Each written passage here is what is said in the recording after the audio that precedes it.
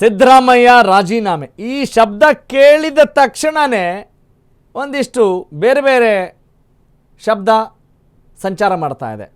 Okay, Siddu ರಾಜೀನಾಮೆ ಇದರಿಂದ ಹಿಂದಕ್ಕೆ ಅನ್ಯಾಯ, ಸಿಎಂ ರಾಜೀನಾಮೆಯಿಂದ ಹಿಂದ ವರ್ಗದ ಮೇಲೆ ಪರಿಣಾಮ ಬೀರ್ತಾ ನೋಡ್ತಾ ಹೋಗೋಣ. ಏನು ಹೇಳಿದ್ದಾರೆ? 2028ರ ಚುನಾವಣೆಯಲ್ಲಿ ಕಾಂಗ್ರೆಸ್ ಮೇಲೆ ಇದೇನಾದರೂ ಪರಿಣಾಮ ಬೀರುತ್ತೇನ್ರಿ? ಕುರುಬರ ಮುಖಂಡ ಈರಣ್ಣ ಹಳೇಗೌಡರ್ ಬಿಗ್ ವಾರ್ನ್ ಮಾಡಿದ್ದಾರೆ. ಆವಾಗ ಒಕ್ಕೂಟದ ಮುಖಂಡರು ರಾಮಚಂದ್ರ ಅವರು ಮಾತನಾಡಿದರು. ಆದರೆ DK ಬದಲಾಗಿ ದಲಿತರು CM ಆಗಬೇಕು ಅನ್ನುವ ಇಂಗಿತವನ್ನು ವ್ಯಕ್ತಪಡಿಸಿದ್ದಾರೆ. ಯತೀಂದ್ರ ಸಿದ್ದರಾಮಯ್ಯಗೆ DCM ಹುದ್ದೆ ನೀಡಬಾರ್ದು, ಯತೀಂದ್ರಗೆ ಪವರ್ ಕೊಟ್ಟರೆ ಮತ್ತೆ ಸಿದ್ದರಾಮಯ್ಯಂಗೆ ನೀಡಿದಂತೆ DK ಶಿವಕುಮಾರ್ CM ಆಗಿ ಒಳ್ಳೆಯ ಕೆಲಸ ಮಾಡಲಿ. ದಲಿತ ಸಂಘಟನೆಯ ಮುಖಂಡರು ಈಗ ಈ ಮಾತನ್ನು ಹೇಳಿದ್ದಾರೆ.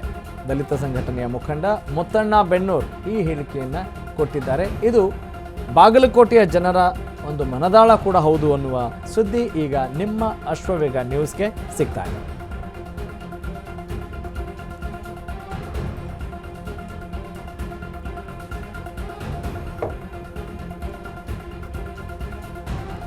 ಓಕೆ, ಹಾಗಾದರೆ ಬಾಗಲಕೋಟೆಯ ಜನರ ಅಭಿಪ್ರಾಯ ಏನಿದೆ? ಸಿದ್ದು ರಾಜೀನಾಮೆ ಅಂತ ಹೇಳಿದಾಗ ನಾವೊಂದು ರೀತಿ ನೋಡ್ತೀವಿ ರೀ, ನಿಜಾನಾ ಇದು ಸುದ್ದಿ ಕನ್ಫರ್ಮ್ ಅಂತ ಮಾಧ್ಯಮದವರಾಗಿ ನೋಡ್ತೀವಿ. ಇಷ್ಟು ದಿವಸಗಳ ಕಾಲ ಬರೀ ಚರ್ಚೆ ನಡೀತಾ ಇತ್ತು, ನಿಜಾನಾ ಅಂಥೇಳಿ ಕನ್ಫರ್ಮ್ ಮಾಡ್ಕೊಳ್ಳುವ ನಿಟ್ಟಿನಲ್ಲಿ ನಾವು ನಿರತರಾಗ್ತೀವಿ.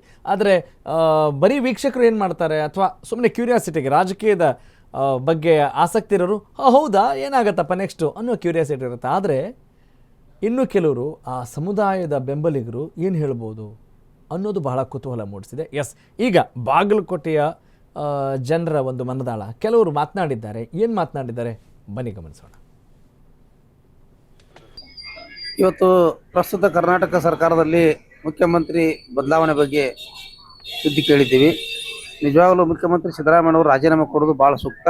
ಯಾಕಂದ್ರೆ ಗೌರವಯುತವಾಗಿ ರಾಜೀನಾಮೆ ಕೊಟ್ಟರೆ ಅದು ಮುಂದಿನ ದಿನಮಾನಗಳಲ್ಲಿ ಪಕ್ಷದ ಅಧ್ಯಕ್ಷರಂತ DK ಶಿವಕುಮಾರ್ CM ಆಗಲಿಕ್ಕೆ ಒಂದು ಅವಕಾಶ ಆಗುತ್ತೆ. ಯಾಕೆ ಶಿವಕುಮಾರ್ ಅವರು ಆಗ್ಬೇಕಂತಂದ್ರೆ ಅವರು ಪಕ್ಷದಲ್ಲಿ ತ್ಯಾಗ ತುಂಬ ಶ್ರಮ ಪಟ್ಟಂಥ ವ್ಯಕ್ತಿ, ಅವರೊಂದ್ಸಲ ಅವಕಾಶ ಬರಲಿ ಅನ್ನೋದು ನಮ್ಮ ಅಭಿಪ್ರಾಯ. ಉಪಮುಖ್ಯಮಂತ್ರಿಗಳು ಜಾತಿ ಸಮೀಕರಣ ಸಂಬಂಧಪಟ್ಟಂಗೆ ಹಿಂದುಳಿದ ವರ್ಗದವರು ಮೇಲ್ವರ್ಗದವರು ಬೇರೆ ಬೇರೆ ಜಾತಿಯವರು ಇರ್ತಾರೆ, ಒಂದಿಬ್ರು ಮೂರು ಮಂದಿ ಕೊಡ್ಬೇಕು. ಬೇರೆ ಪ್ರಾದೇಶಿಕ ವಾರ ಕೊಡ್ಬೇಕು, ಭಾಳ ಸೂಕ್ತ. MB ಪಾಟೀಲ್ರು ಆ ಕಡೆ ಪರಮೇಶ್ವರ್, ಯತೀಂದ್ರ ಅವರು ಕೊಡೋದೇನು ಸಿದ್ದರಾಮಯ್ಯ ಅವ್ರು ಇರೋದು ಎರಡೂ ಒಂದೇ ಅಲ್ರಿ. ಯತೀಂದ್ರ ಅವ್ರಿಗೆ ಏನು ಕೆಲಸ ಈಗ ಕೊಡುವಂಥದ್ದು ಅನ್ನೋ ಪ್ರಶ್ನೆ ಬರೋದಿಲ್ಲ, ಅದು ಕೊಡಬಾರ್ದು ಅವ್ರಿಗೆ CM. ಯಾಕಂದ್ರೆ ಪಕ್ಷ ಕೆಳಹಂತದಿಂದ ಶ್ರಮ ಪಟ್ಟವರು. ಅದು ಸಿದ್ದರಾಮಯ್ಯ ಅವರು ಸುಮ್ಮನೆ ಅದು 5 ಹೆಸರ ಮೇಲೆ ಭಾಷಣಕಾರರು ಅಷ್ಟ, ಪಕ್ಷ ಕಟ್ಟಿದವರಲ್ಲ. DK ಅವರು ಪಕ್ಷ ಕಟ್ಟಿದ್ದಾರೆ, ಹಾಗಾಗಿ ಅವರು ಕೊಡೋ ಸೂಕ್ತ ಇಲ್ಲ.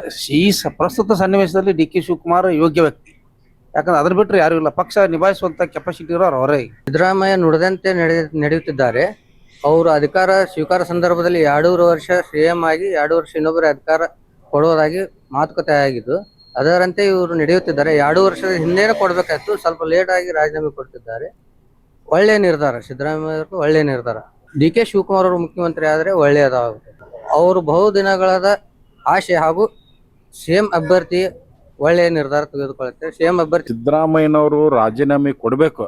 ಆದ್ರೆ ಅಧಿಕಾರ ಏನೈತಲ್ಲ, ಅಹಿಂದ ಚಾಂಪಿಯನ್ ಅನಿಸ್ಕೊಂಡಂತ ಸನ್ಮಾನ್ಯ ಸಿದ್ದರಾಮಯ್ಯನವರು ದಲಿತ ವರ್ಗಕ್ಕೆ ಮುಖ್ಯಮಂತ್ರಿ ಸ್ಥಾನವನ್ನು ಬಿಟ್ಟು ಕೊಟ್ರೆ ಸಿದ್ದರಾಮಯ್ಯನವರು ನಿಜವಾಗಲೂ ಅಹಿಂದ ಚಾಂಪಿಯನ್ ಅನಿಸ್ಕೋತಾರೆ.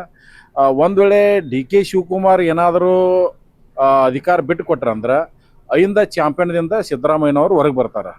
ಯಾಕೆ ಅಹಿಂದ ಚಾಂಪಿಯನ್ದಿಂದ ಹೊರಗೆ ಬರ್ತಾರಂದ್ರೆ DK ಶಿವಕುಮಾರ್ ಅವರು ಹಿಂದುಳಿದ ವರ್ಗದ ಆಯೋಗದ ಏನ ಜಾತಿ ಗಣತಿ ಇತ್ತಲ್ಲ ಅದನ್ನ ಬಿಡುಗಡೆ ಮಾಡಿಸಲಾರ್ದಲ್ಲಿ ಅಲ್ಲಿಯೂ ಸಕ್ಸಸ್ ಆದ್ರು.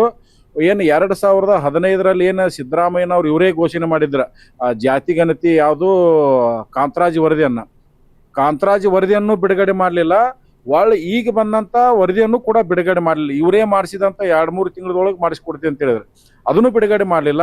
ಒಂದು ವೇಳೆ ಮುಖ್ಯಮಂತ್ರಿ ಸ್ಥಾನ ಏನಾದರೂ ದಲಿತ ವರ್ಗಕ್ಕೆ ಹೋಗ್ಲಿಲ್ಲ ಅಂದ್ರೆ ಅಹಿಂದ ಚಾಂಪಿಯನ್ ಅಂತ ಸಿದ್ದರಾಮಯ್ಯನವರು ಹೊರಗೆ ಬರ್ತಾರಂತೇಳಿ ಅನ್ಕೋಬಹುದು. ನಾನು ಸಿದ್ದರಾಮಯ್ಯನವರು ರಾಜೀನಾಮೆ ಕೊಡಬೇಕು, ಆದ್ರೆ ಅಧಿಕಾರ ಏನೈತಲ್ಲ ಅಹಿಂದ. ಓಕೆ, ಯಾರಾದರೂ ಅಧಿಕಾರಕ್ಕೆ ಬರಲಿ, ಒಳ್ಳೆಯ ಆಡಳಿತ ನಡೆಸಲಿ ಅನ್ನೋದು ಒಂದು ವರ್ಗ. ಇನ್ನು ಕೆಲವರು ಇಂಥವರೇ ಅಧಿಕಾರಕ್ಕೆ ಬಂದರೆ ಚೆನ್ನಾಗಿರುತ್ತೆ, ಯಾಕ್ರಿ ಇವ್ರನ್ನ ಇಳಿಸ್ಬಿಟ್ರು ಅನ್ನುವ ಮತ್ತೊಂದು ವರ್ಗ. ಇಲ್ಲ ರೀ, something changes should be done, ಏನೋ ಒಂದು ಬದಲಾವಣೆಯನ್ನು ಮಾಡಲೇಬೇಕು. ಏನಾದರೂ ಒಳ್ಳೆಯದಾಗಬಹುದಾ ಅನ್ನುವ ಹಲವು ಅಭಿಪ್ರಾಯಗಳು ವಿಭಿನ್ನವಾಗಿ ವ್ಯಕ್ತವಾಗ್ತಾ ಇದ್ದಾವೆ. ಮತ್ತು ವಿಭಿನ್ನತೆ ಇದ್ದಲ್ಲೇ ಅಲ್ವೇನ್ರಿ ಒಂದು ವೈವಿಧ್ಯತೆ ಇರಲಿಕ್ಕೆ ಸಾಧ್ಯ. ಹಾಗಾಗಿ ಪ್ರಜಾಪ್ರಭುತ್ವ ಗೆಲ್ಲಲಿ, ಇಲ್ಲಿ ಬರೀ ರಾಜಕಾರಣದ ಹೆಸರಿನಲ್ಲಿ ತಮ್ಮ ನಾಯಕತ್ವದ ವರ್ಚಸ್ಸಿನಲ್ಲಿ ಬರೀ ಕೇವಲ ರಾಜಕಾರಣ ಮಾಡದೆ ಒಳ್ಳೆಯ ಅಭಿವೃದ್ಧಿ ಕೆಲಸಗಳನ್ನು ಮಾಡುವಂಥ ಮುಖ್ಯಮಂತ್ರಿಗಳು ಇರಲಿ, ಯಾರಾದರೂ ಆಗಲಿ ಅನ್ನುವ ಒಂದು ಕಾಳಜಿಯಿಂದ, ಒಂದು ಪ್ರಜ್ಞಾವಂತಿಕೆಯಿಂದ ನಾವೆಲ್ಲರೂ ಇರೋಣ ಅಂತ.